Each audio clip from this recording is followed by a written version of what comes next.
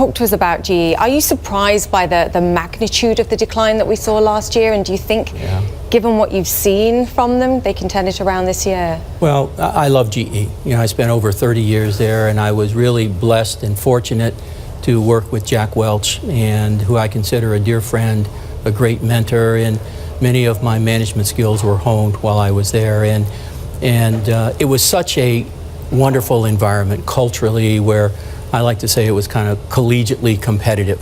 We all were deeply competitive, but never at the expense of one another.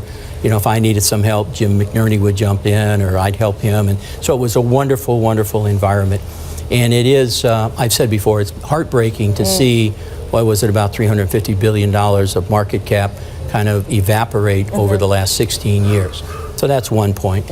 Point two, you know, John Flannery has stepped in, and God love him, he's got a Herculean task, I think, to get the ship turned in a more profitable direction. You talked about the increase today in the Dow, and that's very encouraging. I think 2017 is kind of written off. He's been very open and forthright in his meeting with the analyst about it was a big disappointment. I think one of the things we want to look at GE will be bookings. What's left in GE are long cycle businesses. I know very well from power systems, the transportation business, aircraft engine, long bookings, long lead time. So we'll want to see the volume of bookings, and we'll want to see delivery dates to see if we'll be able to generate the cash that John's going to need to meet even half of what the dividends were, service the debt, 50% of liability yet for the pension fund. So he's got to really generate a lot of cash quickly. He signed up for billions of dollars of discounts, restructuring, etc. So he's got a full plate. He's announced he's going to sell $20 billion of assets.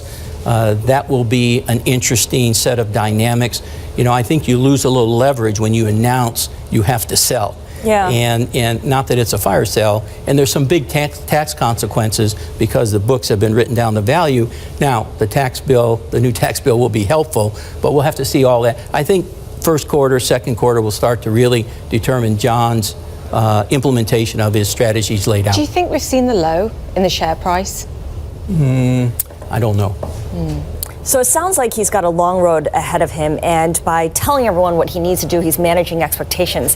How long will this process take? How long does it usually take, and how much rope will shareholders give him? Well, it's interesting. I think John said we should measure this in years, right? Not that it would turn around in the first quarter, not in the second, maybe not even in 2018, Charles. I mean, you're right. He has done a good job of managing expectations.